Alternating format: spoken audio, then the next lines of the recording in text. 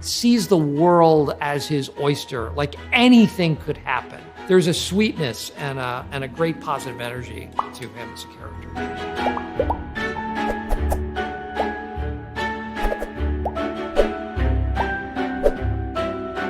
Hi, Steve. My name is Nandra. Nice to meet you. Nice to meet you. Yeah.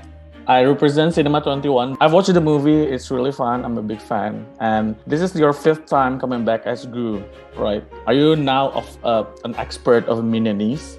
I wish. I'm not. I think really the only people who completely understand minionese are kids. It's a very special language, but I think universally, kids all over the world understand minionese. And I don't think parents get it as much.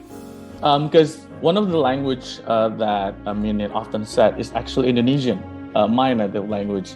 So did you ever talk about Pierre, about the inspiration of how minionese come from? And did you know that it is actually Indonesian? I didn't know specifically that there was Indonesian infused. I knew that there were several languages, including French and some German and Spanish and Italian. But obviously they've picked from a lot of different languages and sprinkled a bunch of gibberish and some English in there as well. What I don't think people realize is there's a structure to it.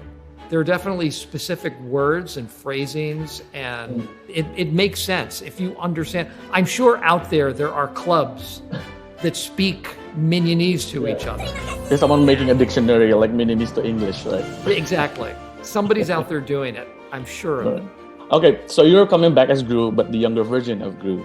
Right. Is that any difference when you're trying to finding the voices of younger Gru?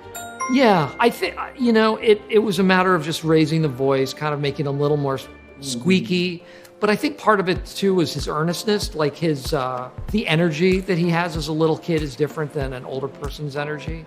So that's some of the idea that I tried to infuse in the character a little bit. He's a happy kid. He's excited, sees the world as his oyster, like anything could happen. And he's gonna try anything to become the world's greatest villain. So there's a sweetness and a great positive energy to him as a character. Okay, so if 11 years old Steve meet 11 years old Gru, what do you think they're gonna talk about? Well, I know 11-year-old Gru is a lot more confident than 11-year-old Steve.